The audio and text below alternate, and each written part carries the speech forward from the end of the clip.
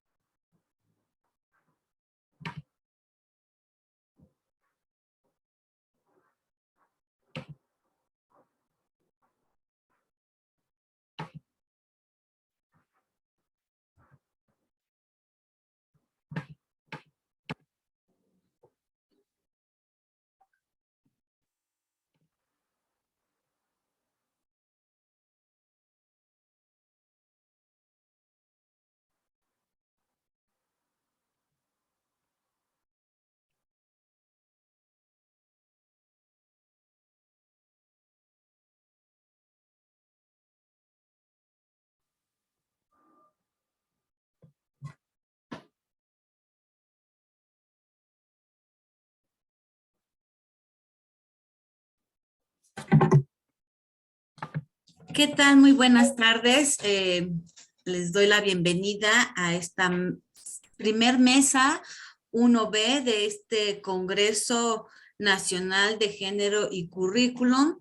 Me presento con ustedes. Mi nombre es Cristina Elizondo y, bueno, colaboro en la unidad de género de aquí del Instituto Politécnico Nacional. Y, bueno, además de darles la bienvenida, de manera general voy a presentar la mesa y las ponentes que van a, a dar inicio en estos momentos.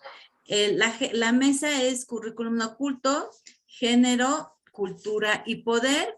Es importante destacar en este momento, y como ya se les había compartido anteriormente en la conferencia magistral, bueno, en este congreso estará compuesto ahora ya por 19 actividades, puesto que ya se llevó la primera, una conferencia magistral durante el programa, 2 paneles y 16 mesas de trabajo y con 8 participaciones de mesas de manera simultánea y pues esta es la primera.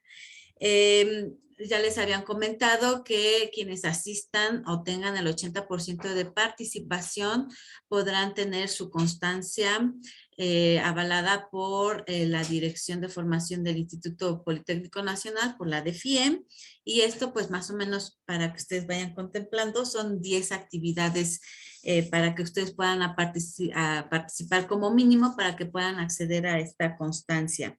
Y bueno, pues sin más preámbulos, también me gustaría agradecer mucho su asistencia y presentar a nuestra primera participante, que es la maestra Irma Núñez Nakamura, y junto con la maestra Leticia Sánchez Vargas, ambas del CECIT número 3 de aquí del Instituto Politécnico Nacional. Ellas nos van a presentar su trabajo denominado Educar en la cultura de la tolerancia a través del autoconocimiento. Como ya lo había compartido con las investigadoras, la dinámica de esta mesa será la siguiente. Tienen 15 minutos de participación por cada trabajo, en donde pues yo les iré avisando más o menos el tiempo en que irán detallando ya para cerrar su ponencia, para dar paso a a los siguientes trabajos que también iré presentando al término de el primero. Y pues damos la bienvenida. Maestra Irma Núñez, pues el micrófono es todo suyo y bienvenida. Sí, muchas gracias. Gracias a todos. Voy a compartir la presentación. Permítanme tantito. A ver, creo que ahí se puede ver. Pues, excelente, sí, muy sí. bien. Bueno, pues antes que nada, pues agradezco mucho la participación, la invitación y la aceptación de esta plática a este Congreso de Género y Currículum, construir la igualdad y desde los espacios escolares. El tema que vamos a desarrollar es un tema que estamos trabajando entre la maestra Leticia Sánchez Vargas y yo, que somos parte de la red de género del CECIT número 3, y le hemos dado el nombre de educar en la cultura de la tolerancia a través del autoconocimiento. Y quiero iniciar esta plática con esta frase que dice: conócete a ti mismo y conocerás el universo, la cual estaba grabada en el oráculo de Delfos desde hace muchos años y que Platón la mencionaba mucho en sus pláticas y en sus diálogos. Y creo que sigue siendo vigente hasta este momento, ya que el autoconocimiento, el conocernos a nosotros mismos, nos ayuda mucho para crear esa conciencia crítica y autocrítica para poder percibir el mundo o la realidad de una u otra forma. También quiero comentarles que esta plática, pues, y estos conocimientos que hemos adquirido han sido a través de los cursos que he tomado principalmente con el doctor Alfonso Ruiz Soto, que él se dedica mucho a ver lo de semiología de la vida cotidiana. Y él habla mucho sobre la importancia del autoconocimiento, pero cómo lo hemos estado llevando no solamente en el Politécnico, sino en casi todas las instituciones educativas, y no solamente en México, sino también en el mundo.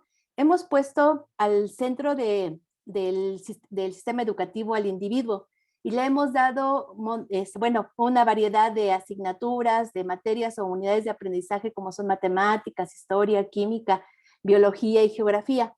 Y nos hemos olvidado del individuo en sí. Se ha creado allí un vacío o un agujero negro en el conocimiento de la persona. Entonces, ¿qué es lo que hemos hecho? Hemos creado en el instituto ingenieros, abogados, doctores que saben aplicar la técnica de una forma muy bien, ¿no? Muy práctica, e incluso se le conoce al Politécnico por la calidad de los ingenieros, pero nos hemos olvidado un poquito de la persona, del ser en sí mismo. Y del instituto, bueno, pues ha ido también cambiando sus planes y programas y ha visto qué materias han sido necesarias y las ha adecuado. ¿Sí? Nos dimos cuenta que era necesario que los alumnos a nivel medio superior tuvieran mucho más materias de inglés y humanísticas, y se ha hecho. Y hoy en la inauguración del Congreso, el doctor, el director del Politécnico, el doctor, ahorita se me fue el nombre completo del director, Reyes Sandoval, nos comentaba la importancia de crear este eje transversal para que los estudiantes salgan con un conocimiento mucho mayor, integral, de toda la situación que se estudia, ¿no? en las escuelas. Entonces, tenemos que enfocarnos a poner en el centro del conocimiento al individuo para que él pueda crear este conocimiento tanto de todas las materias que le damos, pero también de sí mismo. Y veamos cómo hemos ido avanzando o cómo es que nosotros podemos crear esta cultura que es de la tolerancia para poder comprender cómo está conformada digamos, el condicionamiento que nos han dado a través de la sociedad. Sabemos que todos nacemos y nos integramos en una sociedad donde estamos influenciados por la tradición, la moda y la cultura. Estas tres nos troquelan o van troquelando al individuo y van formándolo de tal forma que va crea un poder coercitivo donde nos va dando la sociedad ciertas reglas y pautas que el individuo va a ir practicando. Y muchas veces la sociedad nos influye tanto que a veces el individuo se niega a sí mismo para aceptar la ética, digamos, o la ética moral de la sociedad, o muchas veces por aceptar por negarse a sí mismo y estar bien ante una sociedad, se niega así y entonces tenemos ahí una falta de como de individualismo que niega al individuo su propia individualidad. ¿Qué es lo que o cuál es el vehículo a través de los cuales la tradición, la moda y la cultura llegan al individuo? Es a través de la escuela, la familia, la escuela y la sociedad. Nuestro primer ámbito importante es la familia. Todo individuo, como dijo Durkheim en su libro Las reglas del método sociológico, escrito en 1895, todo individuo nace y se inserta en esa sociedad y nace en una familia. La familia trae ya una cultura, trae una religión, trae digamos, una nacionalidad y va a influenciar en el individuo que va a ir condicionando. También el segundo factor que nos condiciona o el vehículo que nos transfiere tradición, moda y cultura es la escuela. A través de la escuela, el individuo se va relacionando con otras familias, con otras religiones, con otras formas de pensar, ¿sí? Y de alguna forma también van condicionando al individuo. La sociedad es otro de los factores que también nos van condicionando a través de los medios de información, como son la televisión, la radio, el internet, ahorita en nuestros días. Entonces, todos estos factores nos van condicionando y de tal forma que van haciéndonos unos ciertos patrones de lo que es la sociedad y a veces los tomamos como ciertos. Entonces, lo importante aquí es saber que a través de todo esto que vamos adquiriendo en nuestra vida, pues vamos teniendo un condicionamiento y a través de esos condicionamientos que vamos teniendo, vamos siendo intolerantes hacia algunas cosas o tolerantes hacia otras cosas. Es bueno ponernos nosotros una escala, así como la unidad de Politécnica con gestión con perspectiva de género ha creado la escala para medir el grado digamos, de violencia que se puede aplicar con el violentómetro. Igual así es bueno tener una escala para saber qué tanta tolerancia tenemos como seres humanos o qué tan condicionados hemos estado para poder aplicar lo que es la tolerancia. Ahorita estuvimos comentando, les estuve diciendo que la intolerancia nace a partir de las causas de los condicionamientos que vamos teniendo, como es la familia, la escuela y la sociedad. Y a través de esos vehículos que tenemos cuando nacemos y nos insertamos en la sociedad, nos vamos creando estereotipos. Nuestra familia nos va creando estereotipos. Por ejemplo, si nacemos en una familia racista, y si esa familia racista no acepta a las personas de color, ¿qué le van a decir los padres a los hijos? Los negros o las personas de color son asesinas, son malvados, son robachicos, son malos.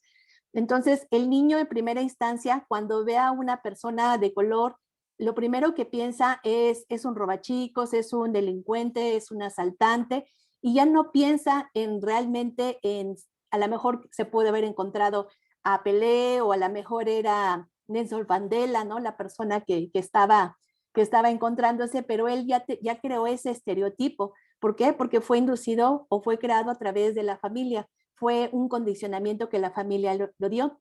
Y así es como nosotros vamos creando esos prejuicios en nuestra mente, vamos tomando verdades que a lo mejor no son ciertas, ¿sí? Y tratamos de juzgar por anticipado. Entonces, estos todos estereotipos que hacemos, los hacemos en muchos aspectos, en los aspectos de la política, de la cultura, incluso de lo que son la religión y lo que es el deporte. Hemos visto cómo ha habido peleas en los estadios simplemente porque algún equipo o algunas personas pues le van a un equipo contrario, ¿no? Se han habido que ha habido pues que en ocasiones se ha suscitado incluso mucha agresión y mucha desorden en los estadios por este tipo. Sobre todo también lo vemos mucho en las religiones. Nosotros por aquí en México pues tenemos los condicionamientos de una religión de tipo católico, celebramos casi la mayoría de nosotros los mexicanos las mismas fiestas patrias, tenemos muchas de las tradiciones muy arraigadas como el Día de Muertos, pero hay otros países que tienen diferentes personas o diferentes migrantes de otras partes del mundo y sus estereotipos van siendo diferentes o sus condicionamientos también van siendo diferentes a los nuestros, que tenemos como un tipo de cultura más arraigada.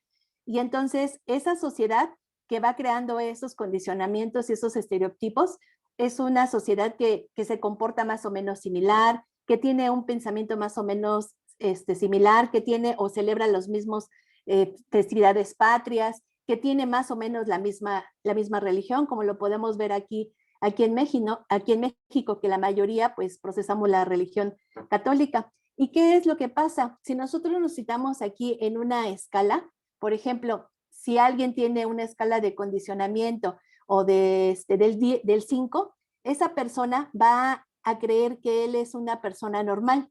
Si estamos hablando en el caso de la religión, entonces decimos, lo normal soy yo. Y lo que hacemos es, hacia arriba y hacia abajo, lo que hacemos es una diferencia. Los que están arriba o los que están en el 10 o en el 9, y si les preguntamos, ¿tú qué religión profesas? Y nos dicen, no, pues yo soy católico. ¿Y qué haces, no? Entonces nos van a decir, bueno, una persona que está en un grado alto, por ejemplo, va a decir, bueno, pues yo voy a misa todos los días, yo rezo el rosario, yo me comulgo. Y para una persona que está en el 5, a lo mejor esa persona ya es un exagerado, ¿no? O es una persona fanática de la religión. Pero una persona que a lo mejor está en el 1, en el 2, entonces si le preguntamos a esa persona qué es para ella la religión o qué religión profesa, y si dice, bueno, soy católico, y si le preguntamos, ¿y tú qué haces para te dice ser católico, pero qué haces para profesar tu religión? Y ella puede decir, bueno, pues a mí me enseñaron que Dios está en todas partes y yo solamente voy a la iglesia pues cuando tenemos algún evento, algún bautizo, alguna boda, o cuando sea necesario, cuando necesite ir. Y para esa persona que está en el 5, el que está en el número 1, pues ya es un hereje.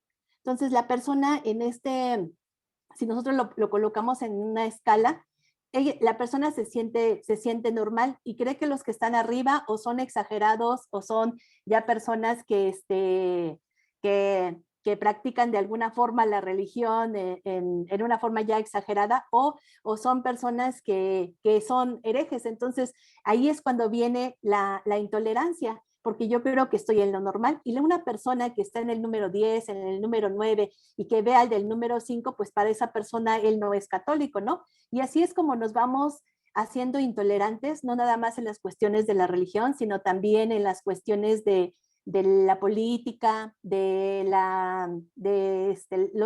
deportes, de cuestiones sexuales, ¿no? A veces somos intolerantes hacia los diferentes pensamientos sexuales, hacia los homosexuales, hacia las lesbianas, pero sin en cambio, pues es que ellos están, o nosotros debemos de aceptar en qué nivel de tolerancia o en qué nivel de condicionamiento estamos, porque mientras más condicionada está, menos piensa, y al pensar menos, pues ejerce menos su libre albedrío, ¿no? Si lo tomáramos como la escala de la tolerancia y un valor de 10 sería una persona que tiene o es tolerante, entonces diríamos que esa persona tiene un libre albedrío y puede de alguna forma pues comprender que existen personas con pensamientos diferentes, con ideas diferentes, y puede ajustarse. Entonces, ¿a qué nos lleva la intolerancia? La intolerancia nos lleva a juzgar por anticipado, como el niño que vio a la persona de color, sin un suficiente conocimiento, sino porque ya estamos condicionados, y así nos ha ido condicionando tanto la familia, la escuela y la sociedad, y también nos lleva a una descalificación y muchas veces a una discriminación y una supresión. ¿Qué ocurre en la supresión? Que si hay personas que cuando ya están en un grado muy alto de intolerancia, pues ellos piensan que lo que ellos creen o lo que ellos piensan es lo correcto y todos los demás están mal. Es como en las religiones islámicas, ¿no? Donde dicen, si no eres de mi religión, estás contra mí. Y entonces ya vienen actos de violencia mucho más graves, como lo es el terrorismo. Para que exista un acto de terrorismo debe de haber una mente que la consienta, un corazón que la asuma y una mano que la ejecute. Y hemos visto cómo estas personas han estado dispuestas a ellos mismos morir por defender las ideas que ellos tienen, ¿no? Y de alguna forma pues han sido intolerantes. ¿Cómo podemos nosotros, nosotros con los estudiantes, manejar la tolerancia? Es a través de este autoconocimiento, conociéndonos que nosotros hemos sido inmersos en esta sociedad, que ya existe y seguirá existiendo con o sin nosotros, y que nos han ido condicionando. ¿Y cómo podemos nosotros, pues, poder ser mucho más tolerantes hacia los demás pensamientos, hacia las demás formas de, digamos, de prácticas, o bueno, más bien de diferencias de género que tenemos a través de la conciencia crítica? La conciencia crítica se adquiere cuando yo veo hacia el exterior y ya no juzgo, sino que analizo el exterior y también veo hacia mí, hacia adentro, hacia una conciencia autocrítica para ver esas diferencias que hay en los demás. Y a partir de cuando yo puedo conocerme a mí misma, conocer mis características, conocer de dónde son mis orígenes, de dónde vengo y qué condicionamientos he tenido, entonces voy a percibir la diferencia, ¿sí? Y esta diferencia la voy a poder percibir en mis hijos, en mi pareja, en mi familia, y la diferencia nos va a dar esa gran riqueza que es la abundancia. Nosotros vemos en la naturaleza cómo existe una gran variedad de situaciones, una gran variedad de animales, una gran variedad de plantas, una gran variedad de seres humanos. Ningún ser humano es igual. Entonces, la diferencia en la naturaleza crea la riqueza o la abundancia, porque no sería igual tener un jardín lleno de flores cuando todas las flores fueran rosas, ¿no? O fueran orquídeas, sino que gracias a que hay diferentes formas de flores, pues eso es lo que nos da la abundancia. Y a veces, como seres humanos, eso no lo comprendemos y somos mucho más intolerantes al seno de nuestra familia. Somos mucho más intolerantes con nuestros hijos, con nuestra pareja. ¿Por qué? Porque estamos tan condicionados que creemos que lo que nosotros pensamos está bien. Y así es como muchas veces pues ocurre todo lo que es la violencia familiar, en que la pareja, el esposo, la esposa no coinciden con el pensamiento del esposo y vienen las agresiones, vienen los golpes, viene pues toda esa agresión que se genera en la familia. Cuando como padres, como nosotros como maestros, no comprendemos que estamos tratando con adolescentes y que están exactamente en la etapa de cambio, ¿no? No son niños ni son adultos, sino que empiezan a tener esos cambios y que también no les hemos dado el suficiente autoconocimiento para que ellos puedan llevar a cabo esta etapa de la mejor forma o puedan sobrellevar esta etapa, digamos, de una forma armónica. Entonces, pues vienen los conflictos existenciales. El adolescente no sabe ni quién es, ni qué es lo que quiere. Y cuando se nos acercan a nosotros como maestros que hemos sido educados en una sociedad donde inconscientemente hemos también sido condicionados, pues creemos que el vestir de tal forma, que el portar ciertas prendas o ciertos, como dicen, o pintarnos el cabello de algún color o algunas perforaciones, lo vemos mal porque a nosotros nos condicionaron o nos educaron de una forma diferente. Pero el poder tener este autoconocimiento nos va a permitir también aceptar las diferencias de nuestros alumnos, a poderles pues aceptar tal y como son, tanto su vestimenta, su forma de vestir, y sobre todo eso es lo que al hacerlo, eso es lo que nos va a crear la empatía. La empatía es pues ponerme o tener esa capacidad subjetiva para percibir la subjetividad del otro, para poder, como decimos, ¿no? Ponerme en los zapatos del otro y dar esa apropiación afectiva de una situación que no es mía, sino que es una situación ajena. Entonces, debemos de crear esa tolerancia porque es crear convivencia. Al poder crear el ser tolerantes, vamos a crear esa convivencia, y la tolerancia es la convivencia armónica de las diferencias. No querramos que todos piensen como nosotros, no querramos que nuestros alumnos sean como nosotros, no querramos que todo mundo se mueva alrededor de lo que yo creo, de lo que yo pienso y de lo que yo hago, sino que creemos esa convivencia armónica, disfrutando o dando o viendo la diferencia, viendo la riqueza que hay en la diferencia y aceptando a los demás tal como son. Claro que existe también la situación en que debemos de cuidar y debemos de guiar a nuestros estudiantes o a nuestros adolescentes de que pueden ellos manifestarse, pueden ellos ser libres en crear sus propias tendencias, en crear su propia forma de vestir, de pensar, siempre y cuando haya respeto hacia los demás, siempre y cuando se respeten los derechos de los demás individuos sin llegar a perjudicarlos o sin llegar a lastimarlos, ¿no? Entonces, eso es lo que tenemos que enseñar en las escuelas, cómo crear esa tolerancia y la podemos llegar a hacer a través de ese autoconocimiento, el conocimiento de nosotros mismos como individuos, como seres pensantes, como seres vivientes, que tenemos esa conciencia de nosotros mismos. También creo que en la plática de la mañana lo comentaba la doctora, ¿no? Esa conciencia que debemos ir creando desde el jardín de niños, la primaria y la secundaria, y sobre todo en el nivel medio superior. Pues bueno, pues esto es lo que yo les quiero compartir sobre cómo lo hemos manejado aquí un poquito en el CECIT número 3, en lo que son las tutorías con los alumnos y en los que son los grupos cuando existe entre ellos algún conflicto o alguna situación en la que los alumnos mismos se crea ese rechazo o ese conflicto al interior tanto de los grupos como entre de los amigos. Pues muchas gracias por escucharme y espero pues que haya sido de su interés y de su agrado. Muchísimas gracias, maestra Irma. Y bueno, damos paso a nuestra siguiente ponencia titulada El currículum oculto de género en medicina y su impacto en la atención médica. Esta ponencia está a cargo de Carla Nazaret Falfán Arias. Ella es de ESIME Zacatenco, otra ponencia más de casa. Y pues bienvenida, Carla. El micrófono es todo tuyo. Adelante. Gracias. Muchas gracias por permitirme participar en el Congreso Nacional. Nada más permítame aquí compartir la presentación. Ahí está, creo que ya aparece en pantalla completa, ¿verdad?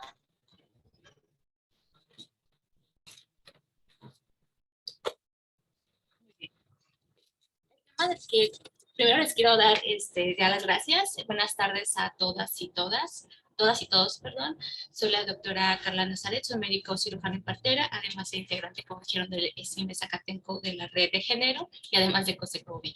El tema de que les quiero presentar se llama el currículum oculto de género en medicina y el impacto que se tiene como tal en la atención médica. Para eso, en México y también en otros países, se ha detectado que existe un currículum oculto de género en la carrera y impacta tanto en la formación de las médicas como en las pacientes que se van a atender. Sucede, lo más importante es que se entienda que sucede dentro de un contexto muy particular que se llama el habitus médico, en el cual está englobado las praxis médicas que se basan en violencia. Como pueden ver en esta imagen, tenemos rodeando violencia verbal, psicológica, simbólica, violencia física.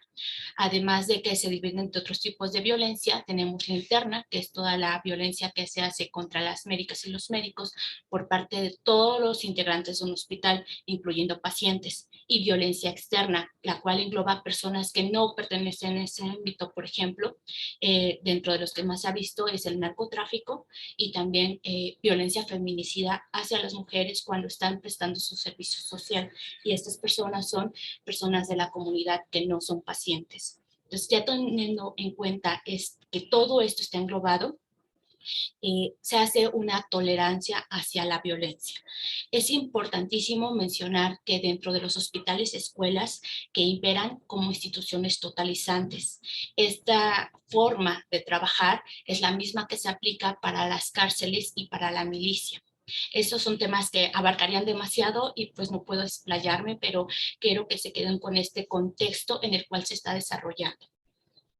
Y como les comentaba, creo que las cosas más impactantes que se pueden ver es que las médicas pasantes de servicio social forman un grupo vulnerable en específico cuando están haciendo su servicio en centros de salud.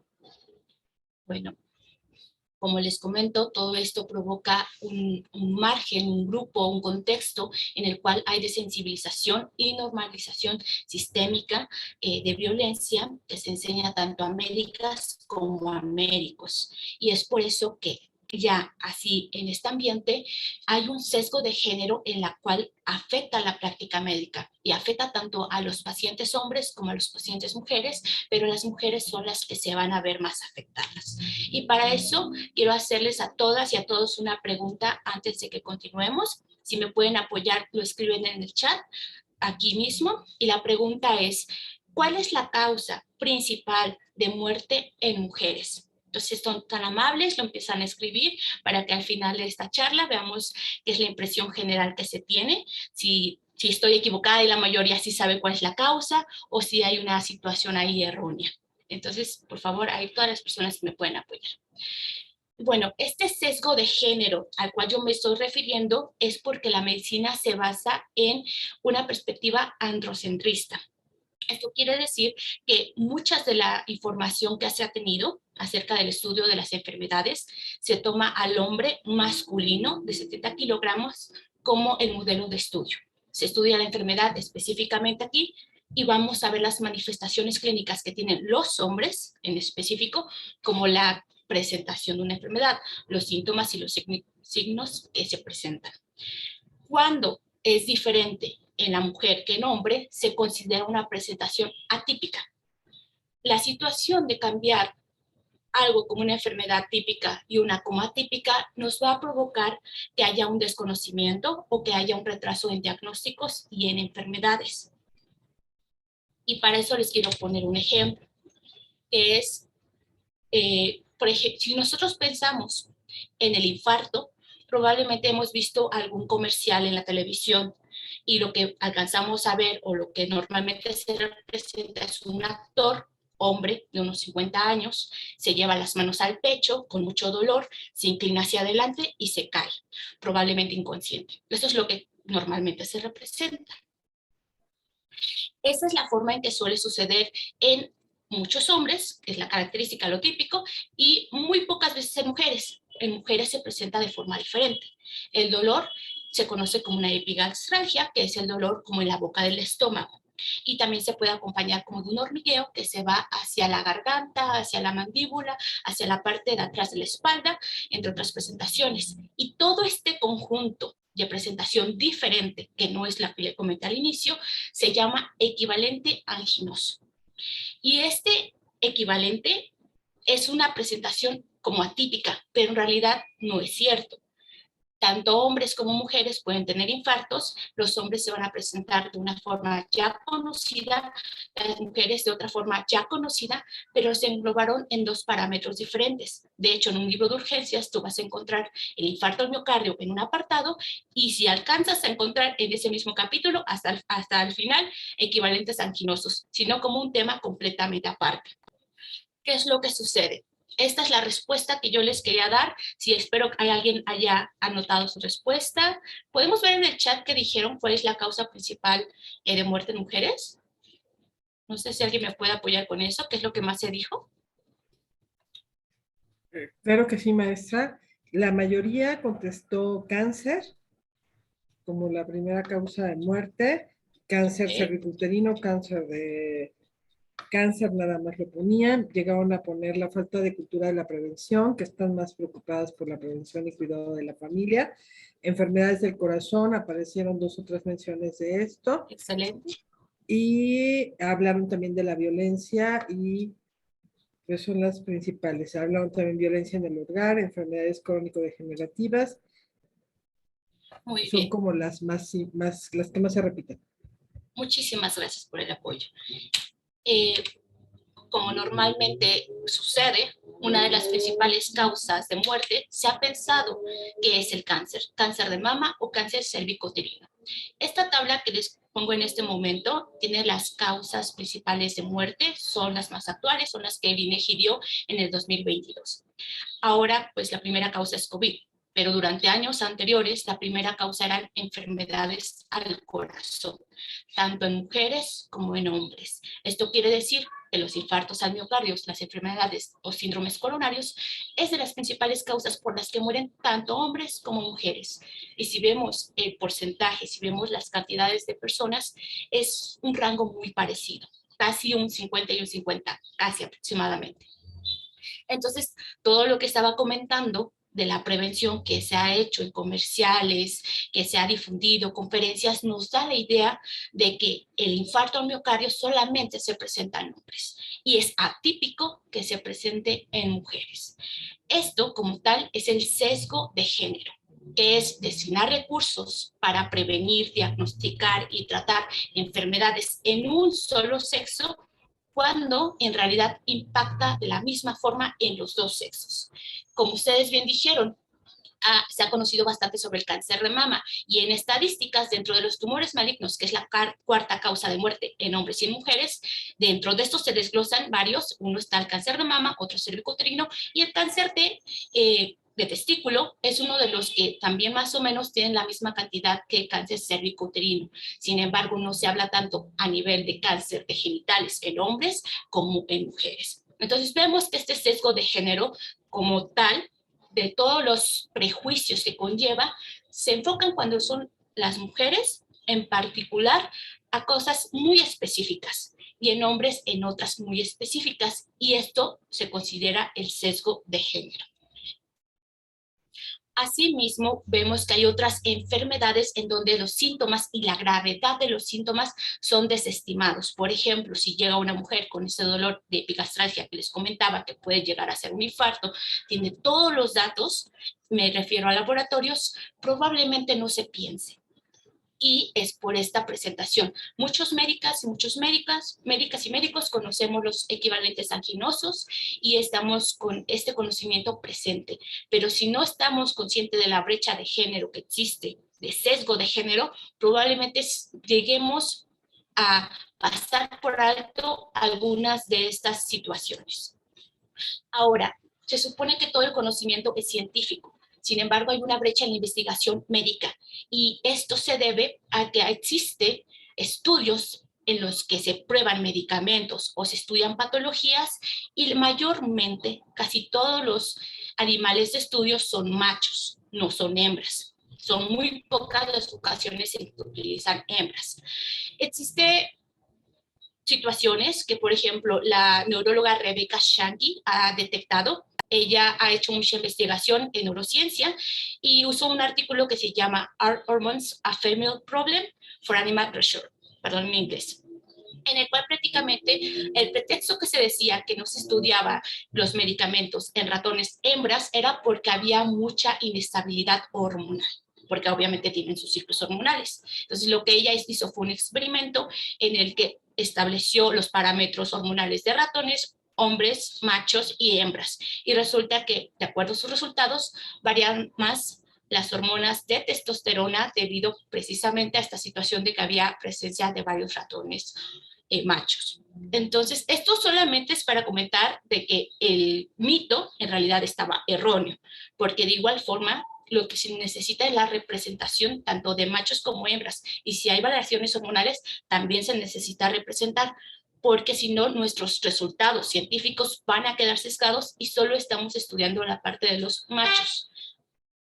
Lo que se está buscando, o lo que ella comentó específicamente la doctora Rebecca Shanky, que es la que lleva un poquito más adelantada sobre el tema, es que se necesitan que dentro de las investigaciones sean más estrictos para que se incluyan ya por reglamento ambos animales, machos y hembras. Y el no hacerlo va a conllevar y ha conllevado que tengamos efectos secundarios desconocidos, principalmente en mujeres, porque siempre puede haber presencia de algún efecto desconocido, pero normalmente repercute en mujeres. Todo lo que acabo de mencionar es algo que está dentro del currículo que se conoce en medicina del programa, lo que se nos inculca, lo que está dentro de lo conocido. Sin embargo, no es todo lo que se afecta. También tenemos un currículum oficial, no oficial de género, que va a abarcar todos los casos que no están dentro del programa. Y uno de esos casos es la atención que se da como primer contacto a la violencia de género. En este caso les voy a poner lo que sucede o lo que sucedió en una clase de ginecología y obstetricia hace años en una escuela de medicina por un ginecólogo que estaba adscrito para dar enseñanza y que ha repetido esa clase por mucho tiempo a muchas generaciones de médicos y médicas. El caso que él pone es el siguiente. Acude una mujer a consulta por presentar dolor durante las relaciones sexuales que tiene con su esposo y él le insiste tener El abordaje médico que se debe hacer, según las palabras del ginecólogo, es el siguiente. Primero, no se le debe decir a la señora que no debe tener relaciones sexuales si no quiere, ya que va a provocar, de acuerdo a sus palabras, que el marido la deje. Y luego la bronca va a ser contra el médico. Entonces, lo que se deben de hacer, de acuerdo a lo que él comenta, es que se enfoque a solucionar el problema, que es recetar un lubricante vaginal. Hay muchas cosas que están mal en esta situación, pero vamos a tratar de hacerlo rápido para que no me coma el tiempo. Aquí, el abordaje de algo que se necesita, porque llegan las pacientes de esta forma. Se necesita saber cómo atender un caso de violencia de género, pero como no está dentro del currículum, se hace con la visión del médico que esté a cargo o quien esté enseñando. Y en este caso, este ginecólogo tenía una perspectiva machista y misógina, claramente. Contribuye a la no denuncia, porque todo lo que ha pasado se normaliza, es insensible hasta la situación y probablemente siga sucediendo. Por lo tanto, perpetúa el sistema que sustenta la violencia de género. Pero no es todo lo que abarca, esto es la parte de cómo abarco este caso. Este es el currículum oculto de género, pero aquí también hay un sesgo de género que van de la mano. Y uno es infravalorar los síntomas. Los síntomas que presenta de dolor pueden ser por muchas causas, no solamente por lo que aparentemente estamos viendo en el ejemplo que nos dijo, porque la paciente no la conocemos. Entonces se infravaloran los síntomas y por lo tanto no sabemos cuál de todas las patologías podrían ser. Ni siquiera se sospechan en patologías que puedan ser posibles porque abarcan la sexualidad de la mujer. Mucho de esto, o algunas teorías que he encontrado en diferentes artículos que aún no están probados, pero que les quiero mencionar, es que mucha de la violencia obstétrica probablemente no se debe a que la violencia obstétrica en particular solo se dé en situaciones de ginecología y obstetricia, sino que se da en general a todas las pacientes, pero ahí se ven específicamente mujeres y es por eso que se ve exacerbadas. Esa es una teoría, como les digo, aún está en estudio, diferentes artículos lo tratan, pero pues no puedo ni asegurarla ni desestimarla. Ahí está. Entonces, la conclusión a la que yo quiero llegar es que sí es importante que se conozca que esto está sucediendo, porque como pacientes mujeres o pacientes hombres, probablemente la única medidas preventivas de promoción a la salud que consumimos son las que aparecen en la televisión. Y sin embargo, ahí nos quedamos cortos porque sabemos, ahorita ya conocemos que existe este sesgo. Entonces, queda en cada una de nosotras y nosotros investigar un poco más, preguntar a nuestras médicas y a nuestros médicos sobre cómo prevenir diferentes enfermedades. Tratar siempre de asesorarnos, tomar una primera opinión y tomar una segunda opinión. Porque, otra vez, de nuevo, otra teoría que encontré en artículos, pero que no han podido probar, es que se menciona que si el médico o la médica está sensibilizados con temas de género, es más probable que este sesgo de género se estreche y por lo tanto se pueda dar una atención un poquito más adecuada, que ya solape, bueno, que contrarreste esta deficiencia. Por otro lado, se está pidiendo que durante las investigaciones se haga ya como un protocolo en el cual se necesiten los estudios en animales que se realizan, que sea ya en machos y en hembras como ley, o sea, como parte de las reformas que se quieren realizar para justo evitar que haya esta problemática. Ya para concluir, lo único que quiero comentarles a todas y a todos es de que es importante conocer estos temas como paciente, como médico, como médica, porque solamente así, si los detectamos, vamos a poder hacer algo al respecto y considerar soluciones, porque anteriormente este tema incluso se consideraba, todavía me escuchan, es que mis audífonos creo que ya se están descargando, pero lo más importante era eso, que necesitamos conocerlos, porque antes se negaba que esta brecha existía, pero existe, cada vez hay más evidencia y mientras más personas los conozcamos, más podemos hacer al respecto para disminuir la brecha. Eso es todo, muchas gracias. Muchísimas gracias, Carla, por tu trabajo y bueno, para dar puntualidad a esta mesa. Seguimos con la siguiente participación, titulada Elementos culturales que limitan la participación de las estudiantes en la clase de educación física, a cargo por Erika Michelle González López. Ella viene de la Secretaría de Educación del Gobierno del Estado de San Luis Potosí. Bienvenida, Erika, al Instituto Politécnico Nacional. Adelante. Gracias, gracias. Voy a presentar.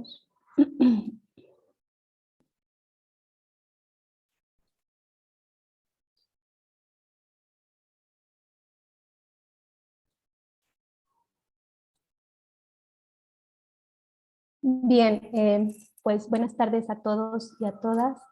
Igualmente estoy muy contenta de estar participando en este Congreso Nacional y estaré escuchando a las colegas y también la conferencia que dio apertura a este Congreso, y creo que va muy acorde a lo que mencionaba la conferencista a mediodía. Quiero que nos posicionemos y que recordemos un poco cuando nosotros estábamos en la primaria, en este caso, o la escuela secundaria, o habrá quienes tengan esta habilidad del preescolar, ¿verdad? Y bueno, yo soy profesora de primaria y realicé un estudio en una escuela que se encuentra en un contexto semiurbano al lado de un centro de reintegración social. Las familias son nucleares extendidas y por lo regular pues está la familia tradicional mexicana, ¿no? Conformada por papá, mamá, hermanos, y que pueden vivir con los abuelos. Están estos roles ya establecidos de el papel de la madre, que está bajo el cuidado y la educación, crianza de los hijos e hijas, y el padre de la manutención, ¿no? Como podemos ver, el papel proveedor. La situación laboral en donde se realizó este estudio de las familias, ambos laboran, la mitad de las familias laboraban, y otras, las madres, estaban a cargo del hogar. Este estudio se realizó en una escuela de organización completa, en un turno matutino, y lo que se llegaba a observar es que había ciertas creencias docentes en cuanto a lo que deberían de hacer los niños y las niñas.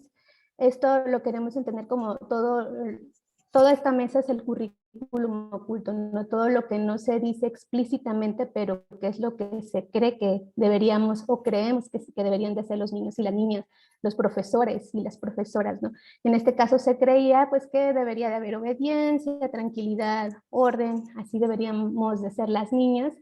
Y pues los niños, existe esta creencia de que debe de ser, que son violentos, son rebeldes, son inquietos, y por lo tanto se observaba que había cierta división sexual del trabajo. Es decir, que se les daba a los niños que carguen ciertas cosas, se les daba estas actividades de competencia, y a las niñas borrando el pizarrón, o se les hablaba de manera diferente.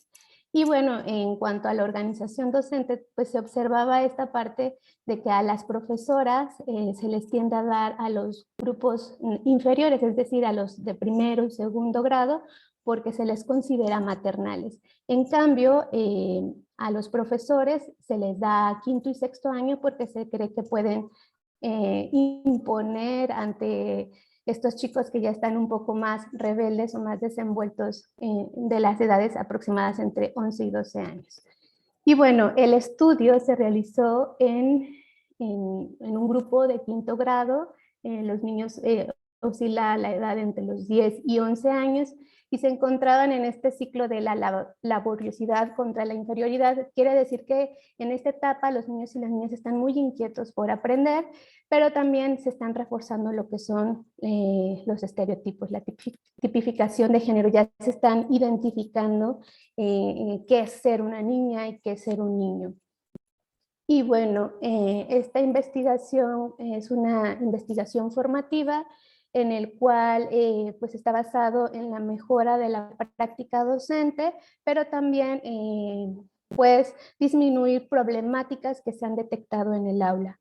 Y bueno, esta es como la ruta metodológica. Yo me voy a centrar específicamente hoy en el análisis de una secuencia didáctica en la cual vamos a ver cómo los niños y las niñas, cómo participan de manera desigual justamente en esta clase de educación física.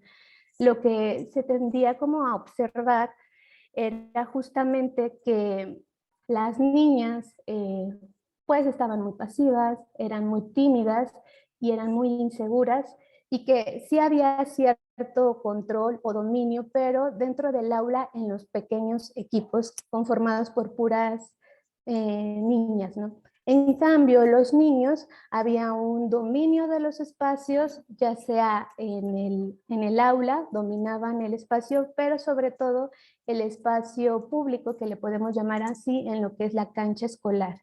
Por lo tanto, también tenían una toma de decisiones de qué era lo que se jugaba, lo que querían que hubiera en el día del niño, los juegos o cosas que se tenían que consensar. Los niños tenían la voz y el poder de decisión, por lo tanto eran los que participaban más, y las niñas eran las que muy de vez en cuando solo daban respuesta, pero completando, digamos, oraciones, no como de una manera más proactiva. Quiero recordar un poco lo que menciona Marta Lamas, lo que es la construcción de género, y justamente tiene que ver lo que mencionaba la primera ponente, estos condicionamientos, ¿no? Que es una fabricación cultural, histórica, y lo que ahorita puede ser un estereotipo de lo que tiene que hacer y ser una mujer, no es lo mismo en otro lugar, en otro espacio o en otra época. Y bueno, es justamente estas prácticas o estas ideas, estos discursos que se nos asignan o se nos da una identidad de lo que debe de ser un hombre y una mujer.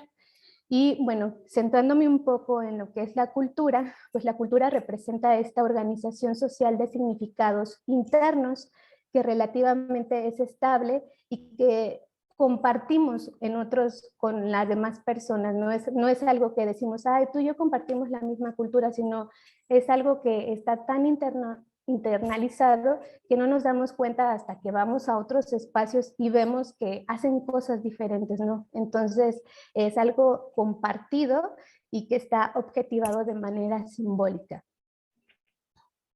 Y bueno, me quiero centrar a partir de lo que se observó en el aula de estos chicos y chicas, pues se trató de desmenuzar, en comprender por qué las niñas participaban menos en la clase de educación física y en las demás asignaturas, pero en este específico les quiero compartir de educación física. Y bueno, Shane desglosa la cultura en elementos que los divide en 3 niveles, que serían las creencias, el nivel 1, los supuestos básicos, que son todas aquellas creencias, todos estos pensamientos que creemos que es lo correcto, lo incorrecto, lo que se debe de hacer, esta internalización. El número 2 son valores y normas, que en este caso pues ya están establecidos en los espacios, ¿no? En esta escuela debes de venir con falda, los niños deben de venir con pantalón, con cierto corte, primero pasan las niñas formadas, luego pasan los niños, y en el nivel 3 están los artefactos, que son los rituales o los patrones de comportamiento, en el cual pues observamos cómo los niños tienden a comportarse de manera diferente. Entonces, a partir de las prácticas, con una observación participante, fue como se estuvo llevando a cabo este registro de ver, pues comprender cuáles eran los elementos de estos 3, cuál era el que salía más, para comprender por qué se comportaban así las niñas, ¿no? ¿Por qué no participaban? Y bueno, entonces se recuperó el dato a través de los diálogos del alumnado, y se realizó un diseño de intervención, se intervino, y a partir del diálogo entre el profesorado, el alumnado o el trabajo en equipo que llegó a haber, se recuperaron estas voces de las niñas y de los niños a ver qué decían sobre por qué no jugaban en educación física, o cuando había, sobre todo en estos momentos libres que es el recreo, por qué había esta tendencia de las niñas estar caminando en los alrededores, estar viendo lo que hacen los niños, estar de espectadoras, pues. Y los niños tendían a ocupar el espacio de la cancha jugando fútbol, ¿no? Entonces todos éramos espectadores de los niños y aparte de los diálogos, la intervención, como les acabo de comentar, fue de la clase de educación física y llevó por título Diseñamos espacios equitativos en la clase de educación física, que es una propuesta de la doctora Marta Leñero. Y bueno, les voy a presentar unos fragmentos de diálogo en el cual se rescata, ¿no? Una chica dice, a mí me gusta jugar fútbol porque ya me di la oportunidad, porque no sabía hasta que me pude meter. Y luego otro menciona, yo, maestra, a mí me gusta jugar fútbol. La pregunta era de por qué les gusta jugar en la clase de educación física, y entonces él menciona que le gusta jugar fútbol. Otros chicos mencionan que el hexatlón porque pues es lo que estaba en la televisión, y sigue habiendo reiteraciones en los niños de que les gusta jugar carreritas, bis pateado, otros niños básquetbol, pero que no les gustan las peleas. Sin embargo, empieza a haber algunas niñas que dicen que pues que a ella les gustaría jugar, pero que el profesor no las ponía a jugar, que les daba cuerditas. Entonces, mientras los niños jugaban fútbol, las niñas andaban en los alrededores jugando con las cuerditas. Entonces, había niñas que decían, pero a mí sí me gustan las cuerditas, y había otros que decían, no, bueno, es que a mí no me gusta. Y entonces la profesora les dijo, bueno, ¿y por qué no le decían al profesor? Porque que no les gustaba, no les gustaba jugar las cuerditas. Y entonces habían algunos estudiantes que mencionan, bueno, es que nos dejaba solo, es que no me gustaba, no me gusta solo lo que hacen los niños, lo que proponen. Bueno, entonces en esta recuperación de la voz se logra ver pues que hay esta creencia, este supuesto básico, lo que es el miedo a la fuerza física. Las niñas externan reiteradamente que no se integran a la clase de física porque les da miedo los balonazos o la fuerza. Entonces esta tendencia a que las niñas son más vulnerables, más débiles. Por lo tanto, esta creencia de que tienen miedo a la fuerza física, a los golpes, no permite que haya un desarrollo de las habilidades y conocimientos deportivos. Es decir, o sea, hasta que las niñas, hasta que la profesora hizo este cambio, esta intervención de preguntarles y que cómo les gustaría una nueva clase de educación física, pues ahí fue cuando se dieron la oportunidad y descubrieron que había unas chicas muy buenas jugando fútbol. También se reiteró que había estereotipos de género en la familia, es decir, o sea, decían, es que a mi mamá también no le gusta jugar fútbol, es que a mi mamá no juega deportes. Entonces, por lo tanto, les digo que tiene que ver mucho con lo que menciona la primera ponente, esta educación, este condicionamiento educativo de la familia se repetía, se reproducía en el aula. Entonces, por lo tanto, las niñas tenían este autoconcepto y esta seguridad de que ellas no poseían habilidades deportivas. Y por lo tanto, también se podía observar lo que era el androcentrismo, ¿no? Quiénes eran las que tomaban las decisiones de estos espacios escolares. Y bueno, también se observó el nivel 3, que había esta tendencia de la división sexual del trabajo, pero esto era por parte del profesor de educación física, porque no consideraba la voz de las niñas, sino ya sabía que a los niños les gustaba jugar fútbol, les daba el balón a ellos, ahí sí consideraba la opinión, pero de las niñas no consideraba su opinión. Entonces había este sexismo. Entonces, pues las niñas ahí no aparecían, no figuraban, y ellas tendían a obedecer, o sea, no cuestionaban, y por lo tanto se nulificaba su voz. Y bueno, este concepto que es el mansplaining, que es el dominio de los espacios públicos y privados que tienen los niños, que ya culturalmente asumen que pueden dominarlos porque son suyos. Y podemos, si ustedes van a las escuelas y pueden observar quiénes son los que están jugando en las canchas escolares, podemos cuestionarnos, ¿no? Cómo están los estereotipos de género y cómo están participando las niñas. Y bueno, también se observaba que había esta violencia y esta competitividad entre los niños por quién le pegaba más fuerte, por quién corría más, quién metía más goles. Y esto reforzaba que las niñas decían, es que yo no quiero que me peguen, es que a mí me duele que los niños solamente quieran dar balonazos, ¿no? Y bueno, por lo tanto, en estos diálogos que se estuvieron desmenuzando, se estuvieron analizando, pues se logra ver que existen estas relaciones asimétricas y que existe esta reproducción de la dominación masculina y la subordinación femenina y cómo están distribuidos los espacios. Finalmente, quiero concluir con esta frase de Simone de Beauvoir, en la cual nos invita a que, pues, que nada nos limita, que nada nos defina, que la libertad sea nuestra propia sustancia, ¿no?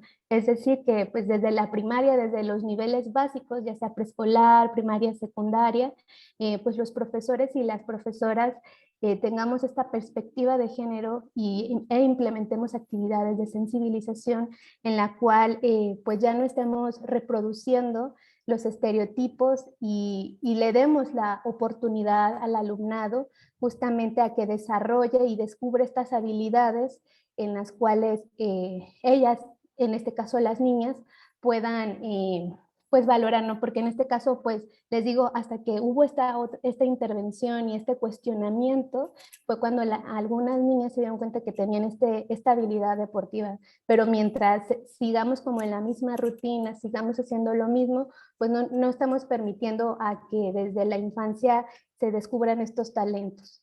Y por mi parte sería todo y muchas gracias.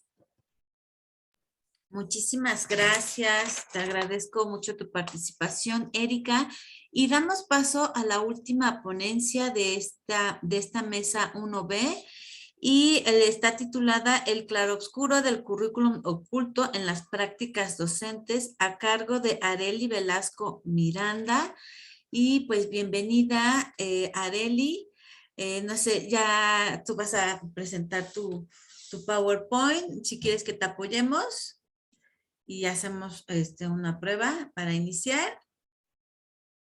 Perfecto, Arely, pues bienvenida al IPN y damos paso a tu participación. Sí, muchas gracias. No sé si se logra visualizar. No sé si me pueden informar. Sí, claro, sí se ve bien. Ya nada más si quieres compartir Okay. toda la pantalla, perfecto. Gracias, Arely. Muchas gracias. Antes que nada, agradecerles el espacio, la oportunidad. Yo creo que estos espacios ayudan y fortalecen mucho todos estos temas que de tal manera a veces no se pueden platicar en todas partes debido a que existen todos estos tipos de diferencias, ¿no? De posturas y también de cultura, como lo hemos estado escuchando ahí a mis compañeras. Bueno, como lo comentaba la doctora, el tema de esta ponencia es el claro oscuro del currículum oculto en las prácticas docentes. Yo soy docente en CEP, en una escuela secundaria. Me he estado tocando escuchar toda esta parte de las situaciones desde secuencias didácticas y desde la conferencia magistral, ¿no? Cómo es importante tocar estos puntos también desde la parte de la educación básica y las instituciones como también en la parte de la familia, ¿no? Y cómo también va de la mano en esta situación. Como lo hemos estado manejando y se ha estado viendo, esta investigación la realicé en la maestría, donde pues la categoría de género que se abordó fue una de las cuestiones analíticas y también la parte del currículum.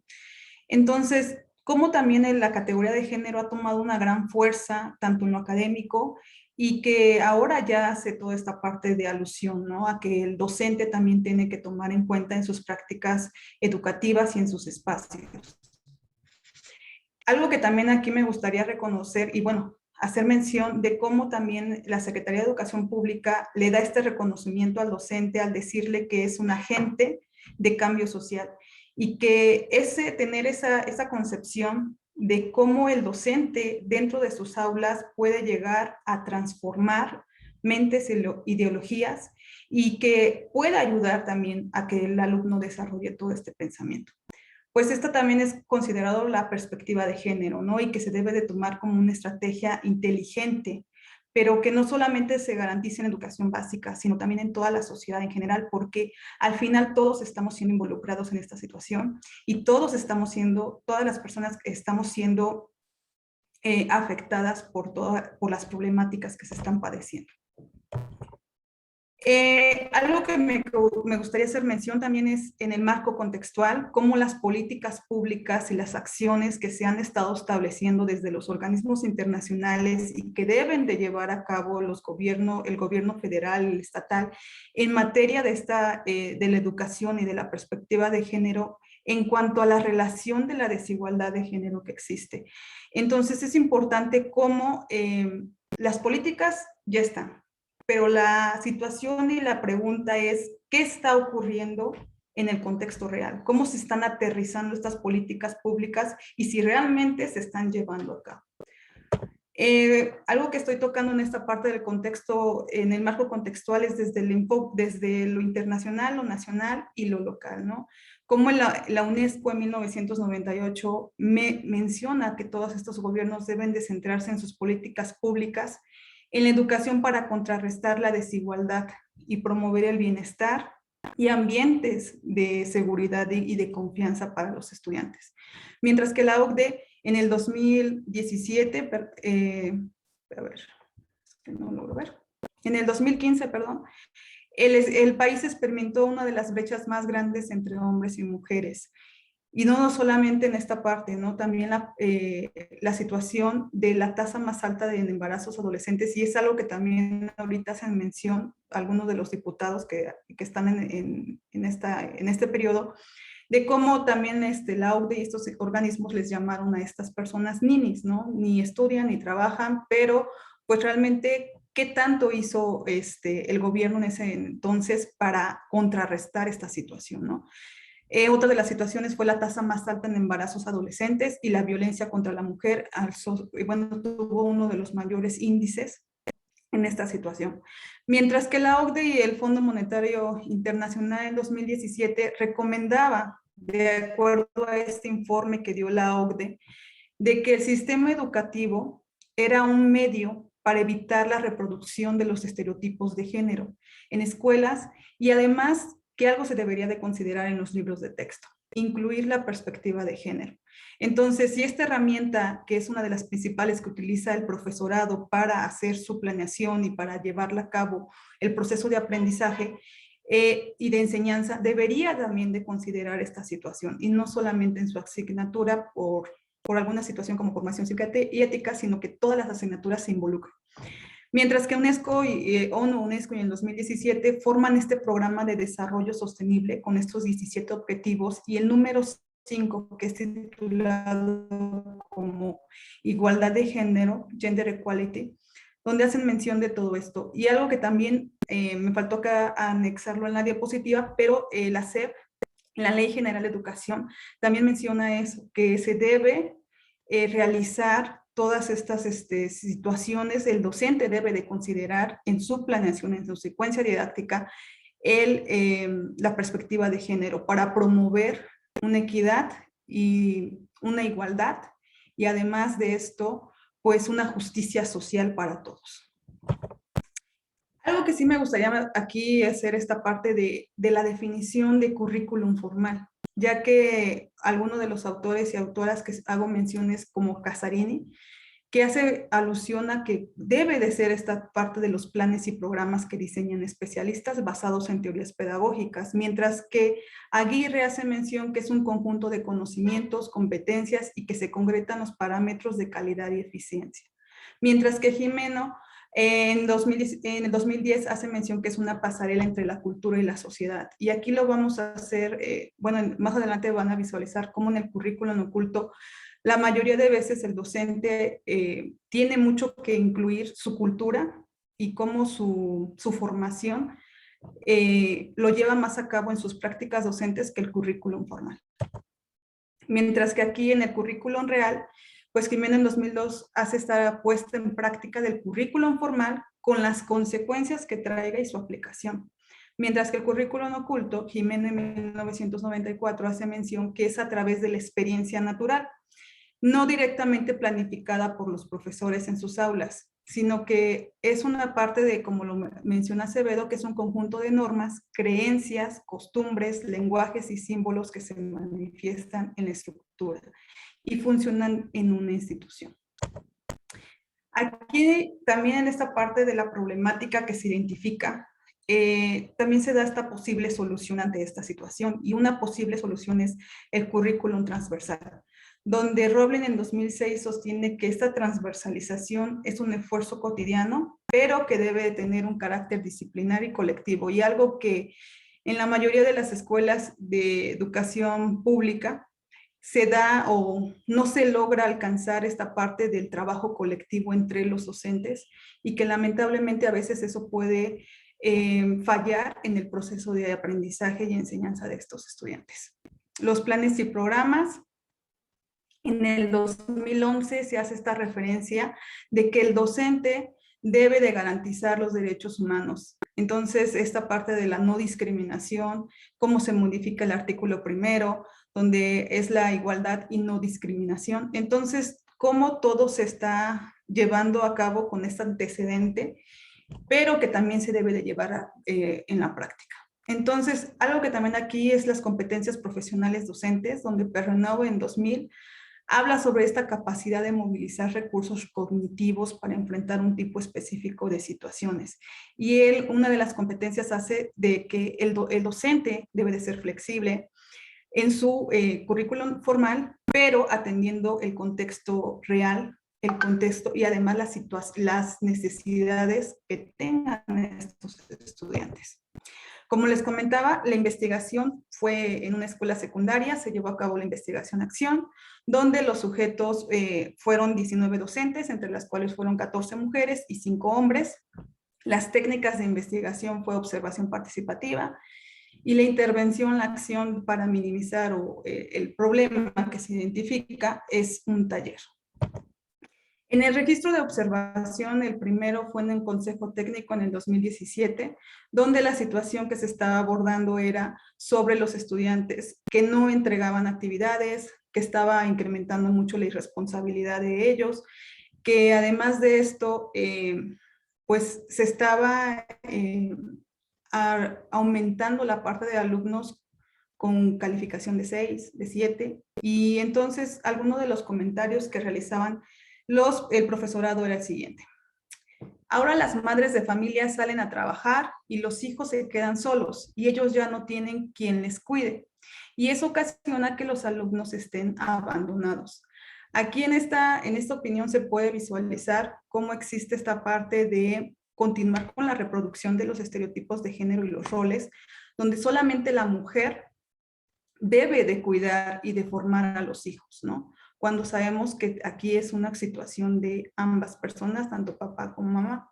O tal vez esta situación también era interrogarse si la situación en la que se encontraban los alumnos era porque tal vez tenían un problema económico o porque tal vez tenían esta parte de otro problema, no sé, inseguridad tal vez. Mientras que en el registro 2 de observación 2 fue en una reunión de docentes en marzo de 2018, donde la situación en esta secundaria estaba la parte de que las alumnas estaban con sexting, enviando packs y toda esta situación. Entonces, una docente mencionaba esto: es necesario sensibilizarse al problema, pues existen docentes que han llamado a estas estudiantes putas, ¿no? Entonces, aquí se puede también visualizar cómo desde su currículum oculto de esta docente, al hacer mención de estas alumnas, y que tal vez esta docente no está tomando en cuenta que ella está dando una postura o está opinando, y que los estudiantes la están escuchando, ¿no? Entonces, esto puede ocasionar una postura también a los estudiantes, y que muchas veces por la opinión que da el docente como esta imagen de autoridad puede hacer que también los estudiantes tengan esa idea, ¿no? Cuando realmente también se podía haber cuestionado el por qué tal vez ese estudiante está ocasionando esto, ¿no? En el taller se llevaron a cabo varias actividades de acuerdo al tiempo y toda esta situación. Solamente voy a tocar 2 actividades que se llevaron a cabo en esa ponencia, en ese taller, perdón, donde la categoría fue educación y currículum, la variable fue currículum formal, currículum real y currículum oculto, y la actividad era explicar la definición de estas y analizar los contenidos de los programas y si tienen relación con la estrategia 2030 de la UNESCO. Algunas de las respuestas o algunas de las opiniones que se dieron durante esta actividad fueron las siguientes. La participante 19 menciona, no sabía que había tipos de currículum. La participante 14 dice, me costaba diferenciar este tipo de currículum porque ya explicaste si usamos eso. Cuando yo empecé a explicarles o a preguntarles, cuando empecé a hacer las preguntas, ¿alguna vez han escuchado qué es currículum formal, currículum real? La mayoría, solamente hubo una persona de las 19 participantes que me supo responder que era currículum formal y diferenciar cada uno. Entonces, cuando ya les di esta explicación de lo que era, con ejemplos, fue cuando ya empezaron a decir, ok, sí, ya sé lo que estás diciéndome. Yo lo hago, pero en otras palabras, ¿no? Mientras que la participante 14 dice, me llama la atención del currículum oculto, como nosotros trascendemos a los estudiantes. Y cómo ahí también en esta opinión hace esta parte me viene el autor de Makarenko, donde menciona que el profesorado es una persona que tiene un compromiso social y una responsabilidad social, porque él y ellas están formando a los próximos profesionistas o las próximas personas que estén trabajando. Entonces, ¿cómo una persona influencia, cómo un docente influencia en la vida de una persona, ¿no? Entonces, hago ese hincapié con la parte de un docente como agente de cambio social, ¿no?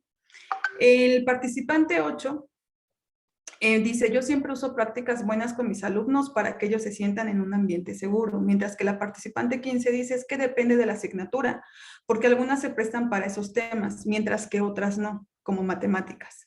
Mientras que el participante 7 dice, sí, es cierto, algunas materias se prestan más para esos temas y ya lo dijo la maestra, en formación cívica y ética. Aquí en Sandra Acker en 1994 hace esta mención donde dice, el profesorado a menudo está desmotivado para tomar medidas que modifiquen las prácticas escolares habituales. En la siguiente actividad, no se puede cambiar.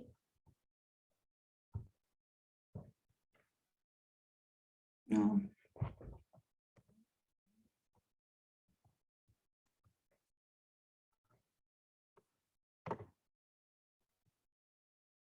¿Sí se puede cambiar?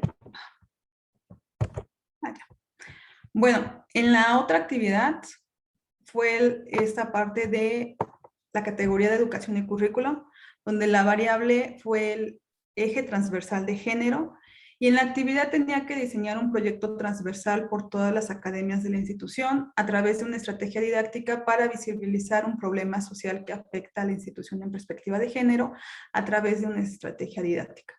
El problema que ellos seleccionaron fue el embarazo en los adolescentes que se estaba dando en esa institución. Y después del desarrollo de la actividad se compartió lo siguiente. La participante 9 dice, ese tema está ahorita muy movido por los asesinatos de mujeres. Sí es bueno que sea desde casa.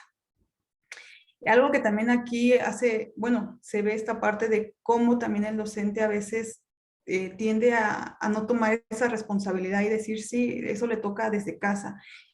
Y sí, es cierto, pero lamentablemente también hay que estar conscientes y ahorita con la pandemia, cómo también la situación económica está afectando a todas las personas y que tienden a tener que estar más tiempo completo o tener que expandir sus horas laborales para poder tener un ingreso más favorable, ¿no? Entonces, a veces la mayoría del tiempo los estudiantes están solos y esto hace que también ellos no tengan esta imagen de autoridad y que el docente, aunque tal vez en esta parte de su lapso de tiempo que esté con ellos en la escuela, puede llegar a ser esta parte de desarrollar en el estudiante una motivación y también hacerlo más consciente del entorno en el que se está desarrollando. Mientras que el participante 13 dice, es una buena oportunidad para trabajar con los estudiantes y los compañeros y hacer que todos ayudemos a los estudiantes. Mientras que el participante 6 menciona, es una muy buena oportunidad, no, perdón, hay que bombardear de información a nuestros alumnos con los medios, como los medios de comunicación desde nuestras asignaturas. Participante 8 y participante 12 dicen, sí debemos proporcionarle opciones y soluciones, pues el embarazo dentro de la institución se ha notado y esta alumna se fue. Es una estrategia muy buena, pero sí resulta difícil que se lleve a cabo, pues no todos los docentes se comprometen con el trabajo. Aquí se está logrando uno de los objetivos del taller, que era realizar, bueno, que el docente sea capaz de identificar la situación, el problema, y que además de identificarlo esté consciente y esté buscando posibles soluciones hacia esta situación. Mientras que el participante 17 dice, además por parte de dirección no hay apoyo, es una muy buena propuesta, pero sí necesitamos apoyo. Y eso se da mucho en las instituciones de educación pública, como lamentablemente a veces las personas no desarrollan las funciones que les corresponden y tienden a dejar todo esto a los docentes, ¿no?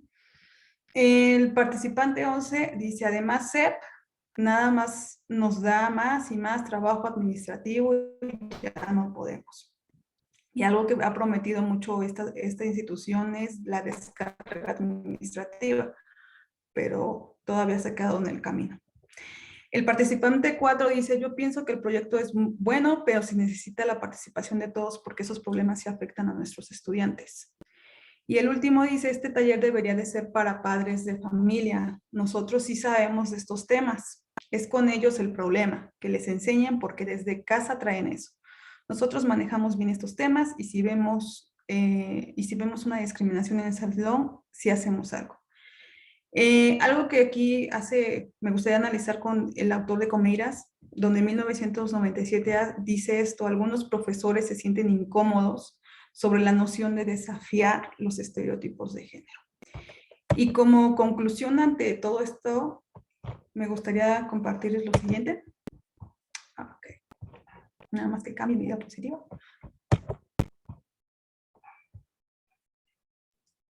Muchísimas gracias, Arely. ¿Te faltó concluir algo? Me parece que ya, ¿verdad?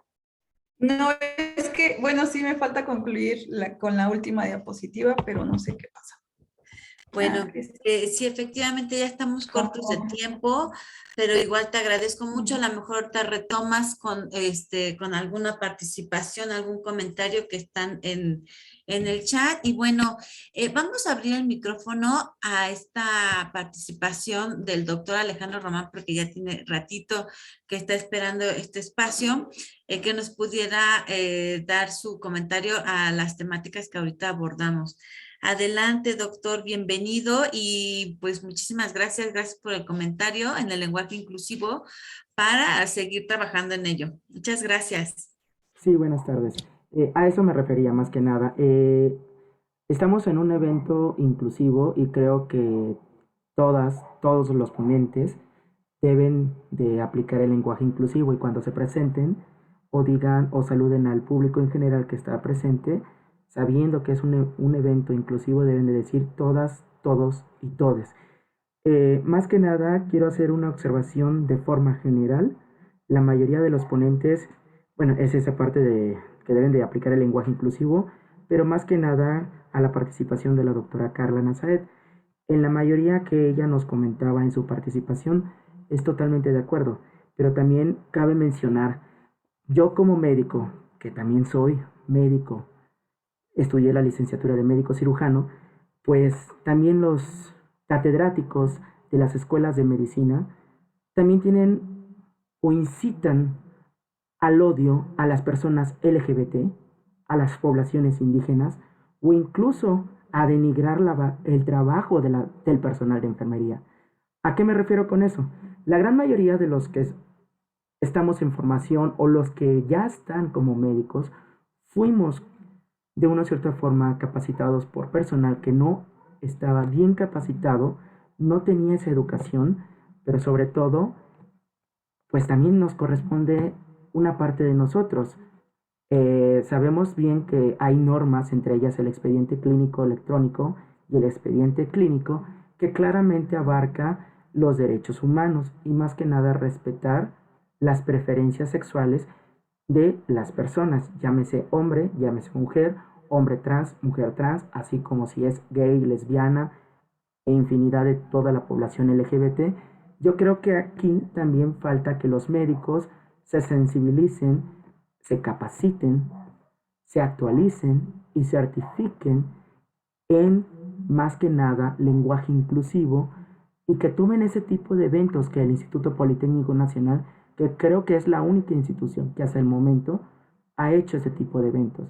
Y pues ahí vemos el ejemplo de la UNAM con sus comentarios transfóbicos en contra de la comunidad. Entonces yo creo que no nomás el área médica, sino también de todas las profesiones se deben actualizar. No nomás porque nos enseñaron eso desde que nosotros estábamos en formación como estudiantes de medicina o estudiantes para ser maestros o interno o residente, porque de una cierta forma, doctora, creo que usted también como interna, como residente, creo que hemos vivido acoso también dentro de los hospitales. Los hospitales también denigran a la comunidad LGBT. Entre ellos empieza el cuchicheo, o ay, mira, ve, el compañero habla como mujer, ay, el compañero se viste como mujer. Y empiezan así, y de una cierta forma creo que eso tiene que cambiar en las instituciones de salud. Y sobre todo, en la norma oficial, hacerla valer, porque de una cierta forma creo que la gran mayoría de los que son médicos desconocen las propias leyes, desconocen sus propias normas, pero sobre todo no solamente estudiar medicina, también saber los artículos que contiene nuestra Constitución, los tratados internacionales y las leyes que hay en todo el mundo, no nomás en México, porque de una cierta forma debemos de seguir en constante capacitación, tanto en nuestra área como en otras. Sin más por el momento, gracias.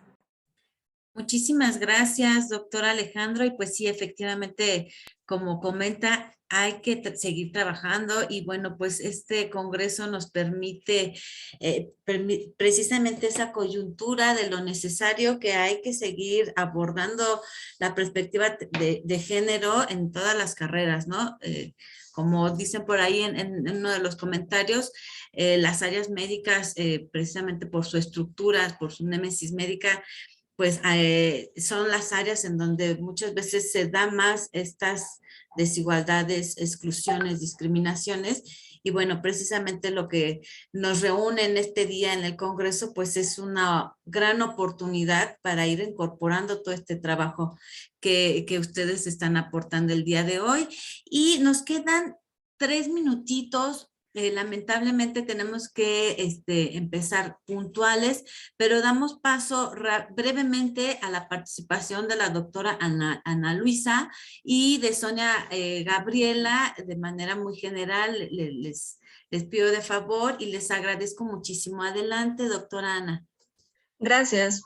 Yo creo que opino que debemos de asomarnos a ver cómo viven otras personas en condiciones socioeconómicas diferentes, en otra ciudad, en otro país, y vamos a descubrir que no solamente hay diferencias de idioma o diferencias de religión, desde el color de la piel, diferencias de qué les gusta comer, qué acostumbran a comer, su forma de vestir, ya sea por el clima, ya sea por moda o simplemente cómo les guste andar.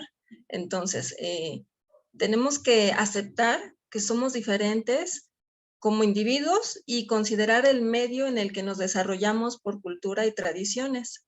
Si somos tolerantes, sin pretender que todos encajen en un mismo molde, entonces vamos a llegar al respeto que nos va a permitir que cada quien sea como le guste ser. Nada más. Muchísimas gracias, doctora Ana, y pasamos rapidísimamente con la doctora Gabriela. Muchas gracias.